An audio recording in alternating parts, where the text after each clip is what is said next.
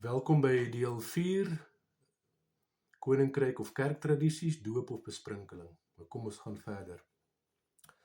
So die vraag dan is, wie is veronderstel om ons te leer? Wie moet ons leer?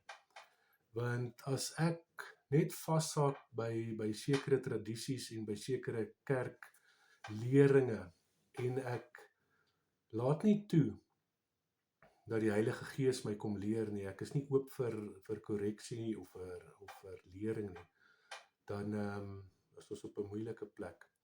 So die vraag dan is dit dood eenvoudig net die Dordtse leerreëls en die Heidelbergse katekismes of enige ander kerkgeskrifte of kerktradisies wat my kan leer? Wie moet my leer?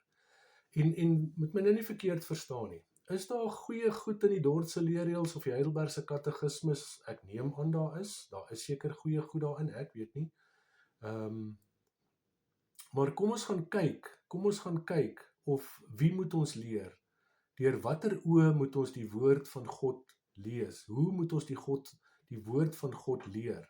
Wie is veronderstel om ons te leer, om ons leermeester te wees?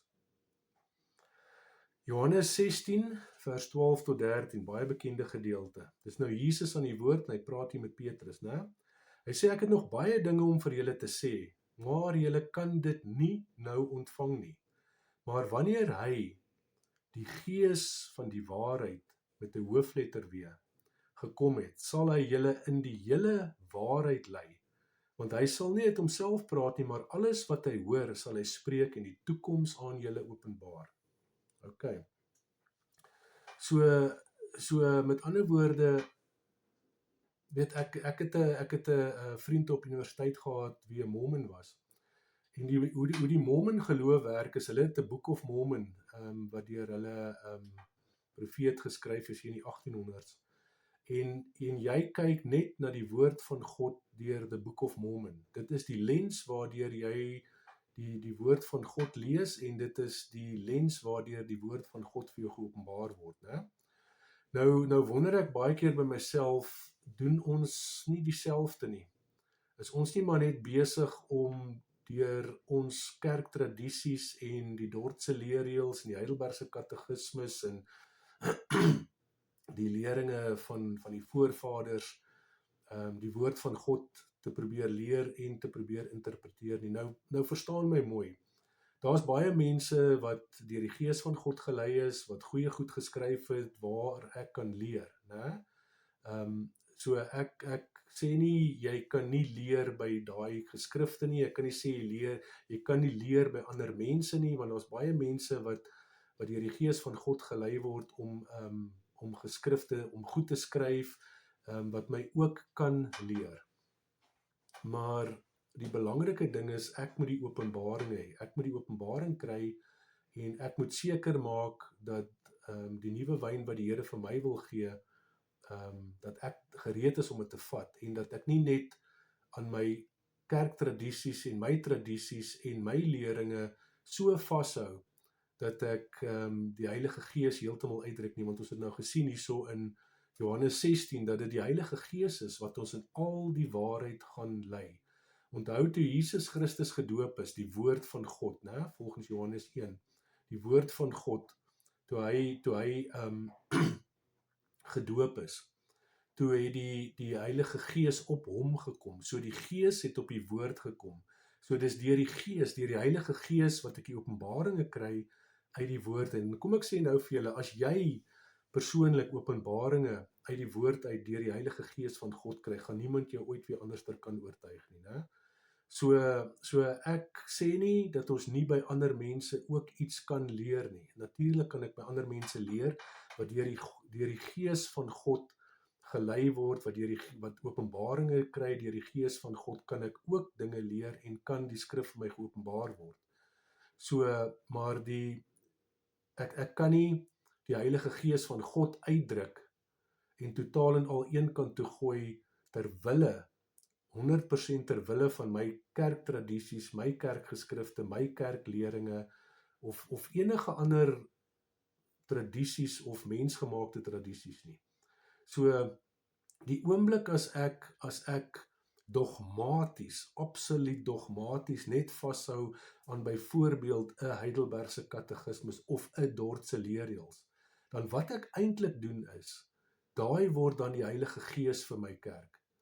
Want alles wat ek in my kerk verstaan, hoe ek die woord van God verstaan, is deur die lens van die Heidelbergse katekismus of die Dordtse leerreëls of the Book of Mormon of watter ander geskrif ook al.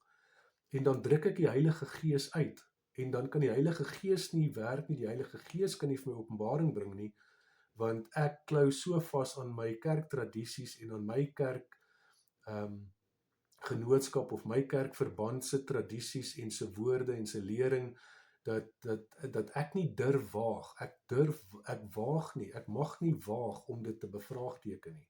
As iets in my gees nie saamstem nie, kan ek nie, want wanneer ek belydenis van geloof aflê op 17 of 18 jaar oud, dan sê ek voor daai hele gemeente dat ek glo dat die lering van hierdie kerk die enigste ware lering is. So met ander woorde, ek is ingekoop, ek is ingedoop, ek is inbesprinkel in die lering van my kerk, in plaas van in die woord van God deur die krag, deur die openbaring van die Heilige Gees. So dis die gevaar daar agter. Okay. So hier het ons weer 'n waarskuwing, 'n verdere waarskuwing van wanneer ons eie menslike tradisies oprig, of ons kyk na die woord van God deur ons eie menslike tradisies, deur ons eie menslike geskrifte, deur ons eie menslike vermoëns, né? Romeine 10 vers 3. Want omdat hulle die geregtigheid van God nie ken nie, en hulle eie geregtigheid probeer oprig, het hulle hul aan die geregtigheid van God nie onderwerp nie. Dis gevaarlike woorde hierdie mense, dis gevaarlik. Ek gaan dit weer lees, Romeine 10 vers 3.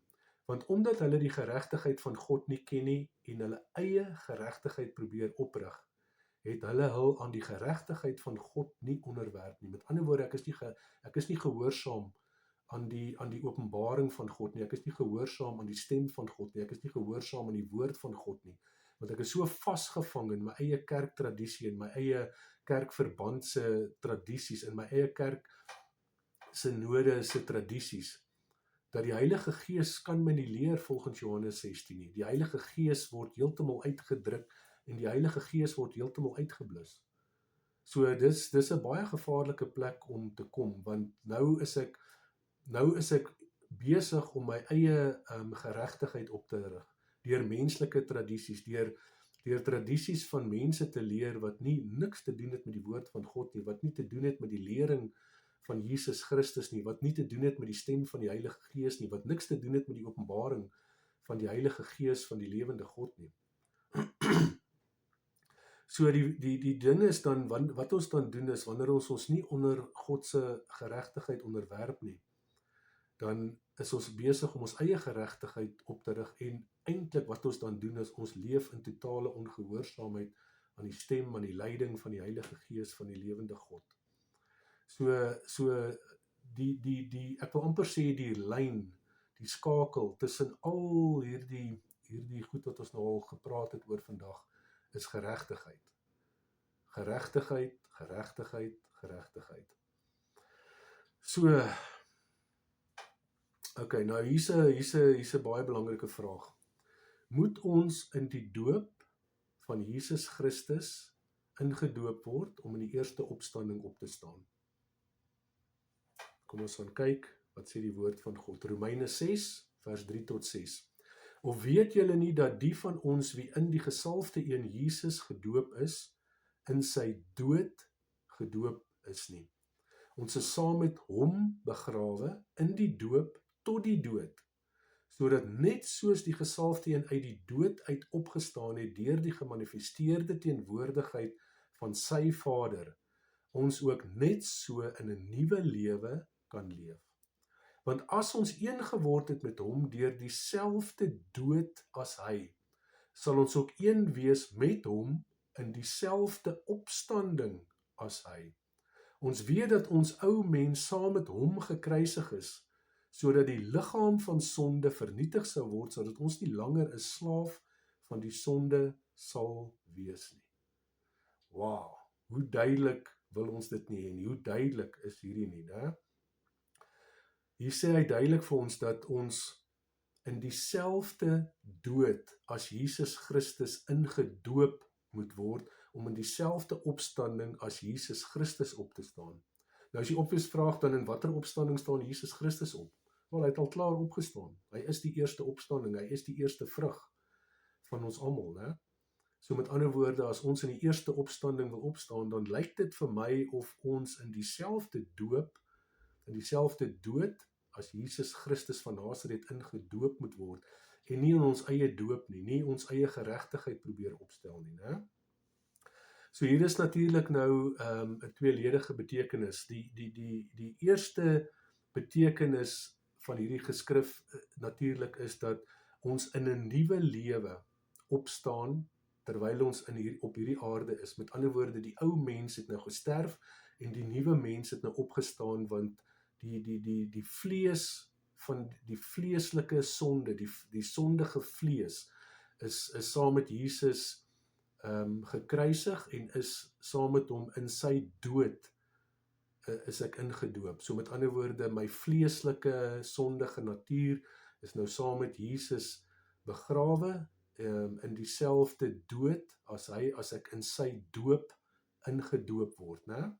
Met ander woorde, in hierdie lewe moet ek in 'n nuwe lewe opstaan, en 'n nuwe lewe lei, né? So dis die eerste betekenis, die eerste openbaring uit hierdie geskrifte uit, is om in 'n nuwe lewe, in hierdie lewe te lewe, moet ek in dieselfde dood as Jesus Christus van Nasaret ingedoop word.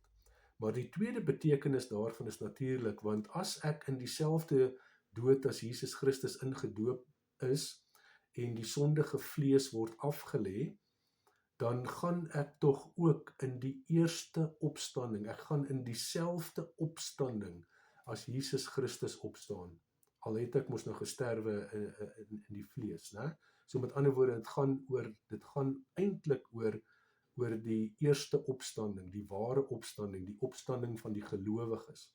Dis waaroor dit eintlik gaan.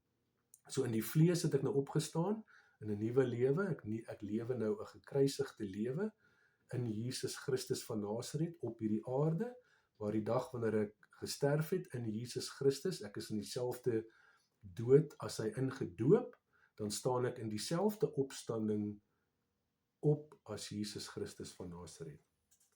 So, okay, so kom ons kyk of dit aansluit by Johannes 3 vers 3 en 5. Yeshua antwoord en sê vir hom, dit is 'n tydlose waarheid wat ek vir jou sê. As iemand nie van bo af gebore word nie, is dit onmoontlik vir hom om in die koninkryk van God in te gaan. Yeshua antwoord en sê vir hom, dit is 'n tydlose waarheid wat ek vir jou sê. As iemand nie gebore word uit water en gees nie, is dit onmoontlik dat hy in die koninkryk van God kan ingaan. Johannes 3 vers 3 tot 5, né? 3 en 5. So met ander woorde, so ons moet weergebore word, en ons word weergebore deur die hele proses van bekering tot vertroue in Jesus Christus, tot doping in Jesus Christus, en daai vertroue is die vertroue tot vergifnis van sonde. So sien jy hoe die hele woord met mekaar inskakel. Sien jy hoe hierdie Johannes 3 vers 3 en 5 inskakel by Matteus 28 vers 19, hoe dit inskakel by die geskrifte wat ons nou net gelees het, by Romeine 6 vers 3 tot 6. So alles skakel by mekaar in. So ek moet in dieselfde dood as Jesus Christus ingedoop word, om in dieselfde opstanding op te staan as Jesus Christus, en in hierdie lewe en in die volgende lewe, die eerste opstanding, die opstanding van die gelowiges. En alles steek in mekaar, en alles pas mooi in mekaar in, hè?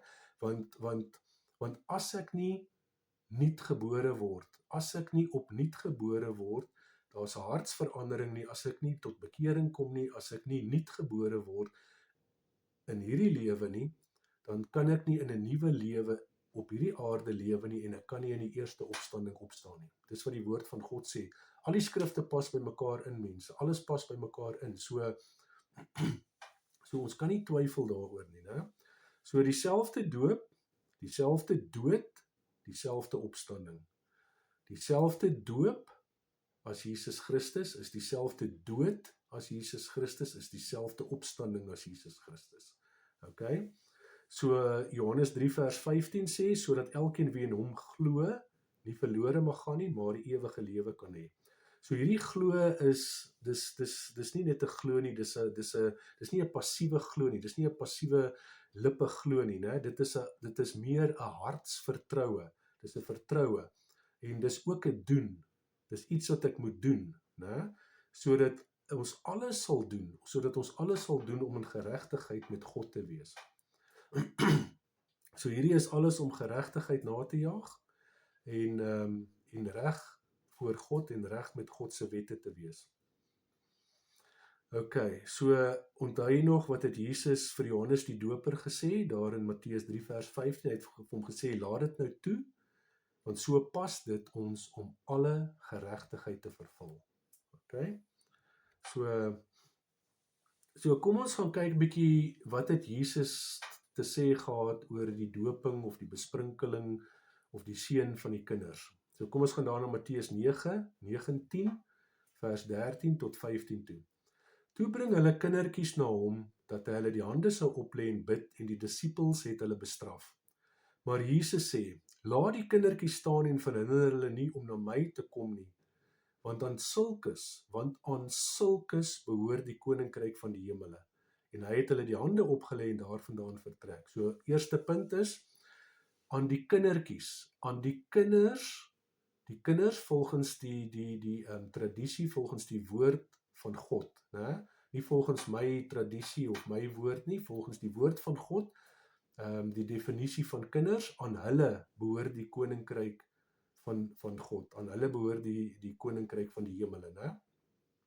So die kinders, volgens die definisie van die woord, die kinders is outomaties in geregtigheid met God. Hulle is outomaties in geregtigheid met die gereg van God, en hulle is outomaties, is hulle in die hemel, wanneer hulle sou afsterwe, né? So die kindertjies, Jesus sê aan hulle, aan die kinders, aan hulle behoort die koninkryk van die hemele. En ons moet soos die kindertjies word, ons moet glo soos kinders, want die kinders is klaar in geregtigheid met God. Die tweede ding is wat ons natuurlik moet kyk is, hy het hulle die hande opgelê en daarvandaan vertrek. So hier was die guldige geleentheid vir Jesus om die ouers te bestraf en vir die ouers te sê, hoorie julle slegte ouers, julle bose ouers, julle kinders moes al op 3 maande besprinkel word met water, want dit is waardeur ek gegaan het, dit is wat Johannes met my gedoen het. Julle kinders moet besprinkel word op 3 maande. Julle babas moet besprinkel word op 3 maande. Hier was die guldige geleentheid, die absolute guldige geleentheid vir Jesus om die ouers te bestraf en seker te maak dat hulle verstaan dat hulle kinders moet besprinkel word op 3 maande, né? Wat hy nou obviously nie gedoen het nie. So kom ons gaan kyk, Markus 10 verduidelik dit 'n bietjie beter, vers 13 tot 16. En hulle het kindertjies na hom gebring, dat hy hulle kon aanraak, en die disippels het die wie hulle gebring het bestraf. Maar toe Jesus dit sien, het hulle dit baie kwaadlik geneem en vir hulle gesê, laat die kindertjies na my toe kom en verhinder hulle nie, want aan sulkes behoort die koninkryk van God. Weereens, aan die kinders behoort die koninkryk van God. Die kinders is klaar in geregtigheid voor God. Hulle het nie sonde nie, hulle maak dit. Ons is die ouens wat nog stoei en spartel om in die koninkryk van God in te gaan, hè? Voorwaar ek sê vir julle, elkeen wie die koninkryk van God nie soos 'n kindjie ontvang nie, sal daar nooit ingaan nie. En hy het sy arms om hulle geslaan, sy hande op hulle gelê en hulle geseën. Van die vertaling sê, hy het hulle in sy arms opgetel, en toe het hy sy hande op hulle gelê en hulle geseën. So met ander woorde, hierdie was babas, hierdie was kleuters, hierdie was kinders, volgens die definisie van 'n kind, volgens die woord van die lewende God, né? So hy het sy arms om hulle geslaan, sy hande op hulle gelê en hy het hulle geseën. En natuurlik nou weer eens, hy het nie die ouers bestraf en vir hulle gesê, julle slegte ouers, hoekom besprinkel julle nie julle kinders op 3 maande of 6 maande of wat ook die geval ook al is nie? Hoekom doop julle? Hoekom doen julle nie die kinderdoop nie, né? Dis nie wat Jesus gesê het nie, hy het hulle geseën, hy het hulle in sy arms opgetel en hy het hulle geseën. So baie duidelik, né? So ja, natuurlik kan kinders nie verlore gaan nie. En kom ons herhaal dit net weer, Markus 10 vers 14, hy sê, maar toe Jesus dit sien het, hy het dit baie kwaadlik geneem en vir hulle gesê, laat die kindertjies na my toe kom en verhinder hulle nie, want aan sulkes behoort die koninkryk van God. Want die koninkryk van God behoort aan die kinders. En dis ons wat moet soos kinders word om dit om in die hemele in te gaan, om die koninkryk van God in te gaan. So nou is hier 'n ander ding wat ons moet aanspreek. Daar's nou mense wat sê jy moet net glo en met jou lippe bely en dan is jy nou gered, né? So en daar's hulle haal 2 goed uit die skrifte uit wat hulle sê ons moet net glo, ons moet net in ons hart glo, ons moet net vertrou, ons moet net met ons lippe bely dat Jesus Christus die seun van die lewende God is en dan is ons gered. So en die 2 skrifte wat hulle natuurlik altyd gebruik is Romeine 10 vers 9 tot 11 en dan Lukas 23. So kom ons begin hier by Romeine 10 vers 9 tot 11. Hy sê as jy, dis nou ons broer Paulus aan die woord, hy sê as jy met jou mond die Here Jesus bely en met jou hart glo dat God hom uit die dode opgewek het, sal jy gered word. Want met die hart glo ons tot geregtigheid en met die mond bely ons tot redding. Want die skrif sê elkeen wie in hom glo sal nie beskaam word nie. So hier's nou 'n moeilike ding, want in Romeine 6 in dieselfde brief van Paulus sê Paulus jy moet in dieselfde dood as Jesus Christus gedoop word en in Romeine 10 sê hy ja, jy moet net glo met jou lippe bely, né? So die mense gebruik dit nou om te sê maar ek hoef nie gedoop te word nie. Ek hoef nie die doop van groot mense is die wederdoop en al die klas van nonsens, né?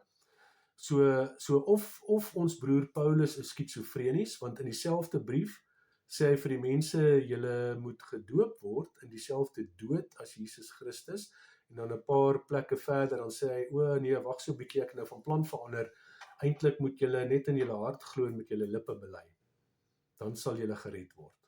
So obviously maak dit mos nou nie sin nie, dit is mos nou 'n obvious teenstrydigheid, en een ding wat ek uit die woord uit geleer het, wanneer daar 'n oënskynlike teenstrydigheid in die woord is dit dood eenvoudig, omdat ek nie die hele woord lees nie, omdat ek nie die hele woord in konteks bring nie, en omdat ek nie die openbaring het van wat hier aangaan nie.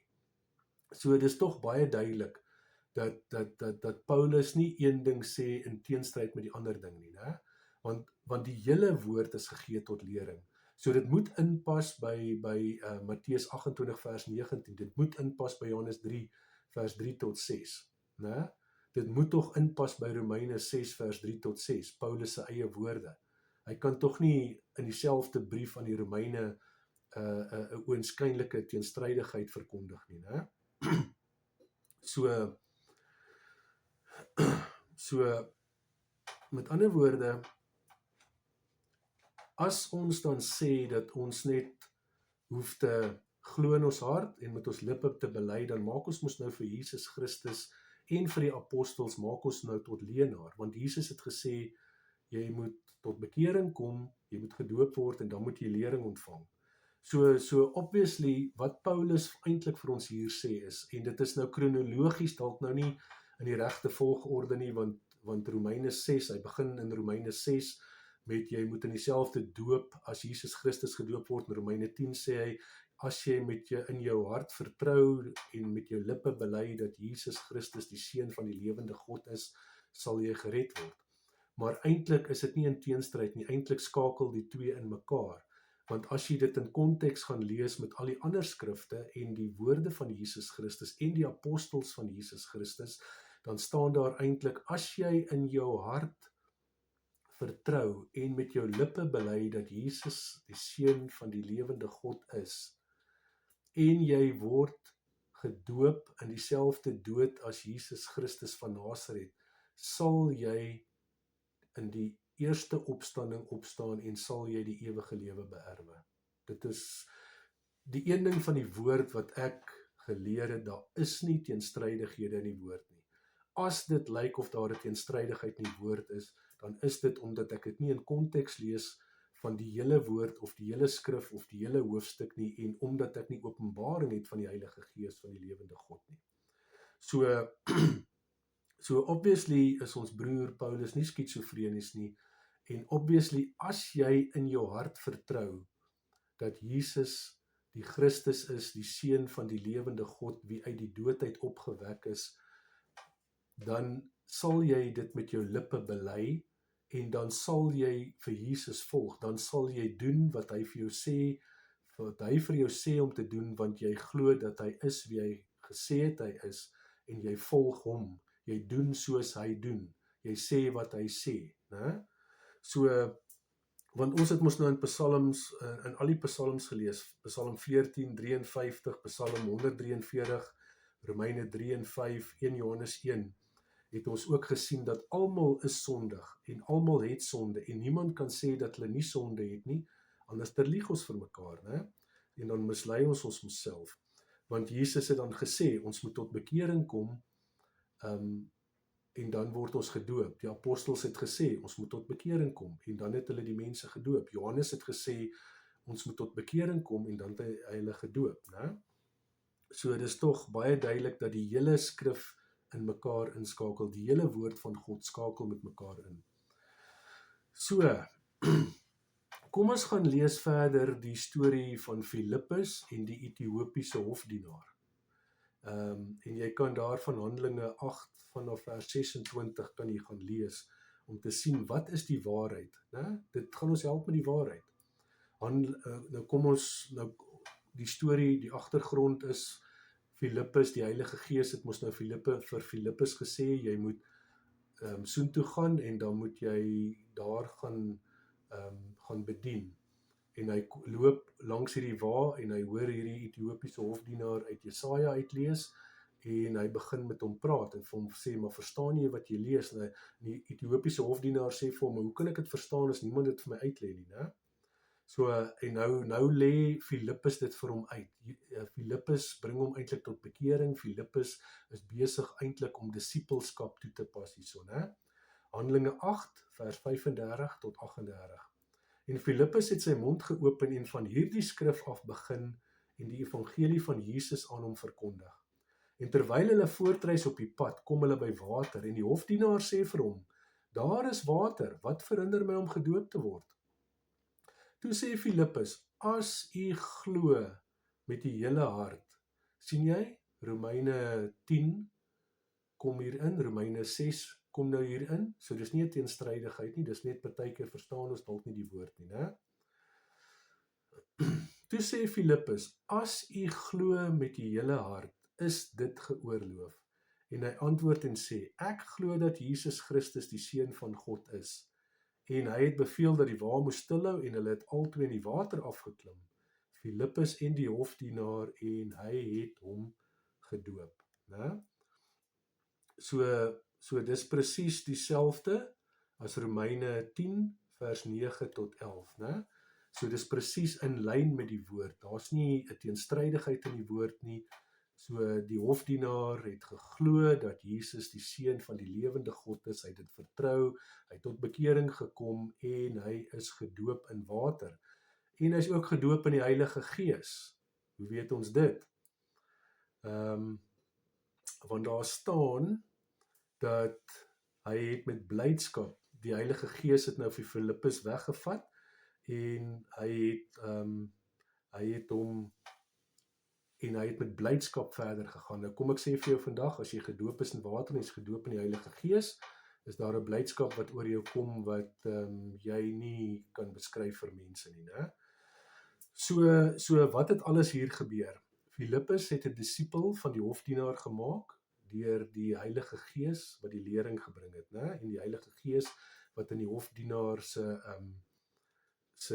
hart kom werk het. Die hofdienaar glo met sy hele hart en hy bely met sy mond dat Jesus Christus die seun van die lewende God is en hy vertrou dat Jesus vir sy sonde gesterf het. En hy word gedoop in water en hy word gedoop in die Heilige Gees, want die Heilige Gees was daar. En vers 39 sê vir hom, want hy het sy weg met blydskap gereis. Hy het verder op sy weg met blydskap gereis. So al die vereistes van Matteus 28 vers 19 is aan voldoen, as ook al die vereistes van Johannes 3 vers 5 is aan voldoen, al die vereistes van Romeine 6 vers 3 tot 6 is voldoen, al die vereistes van Romeine 10 vers 9 tot 11 is aan voldoen. Hè?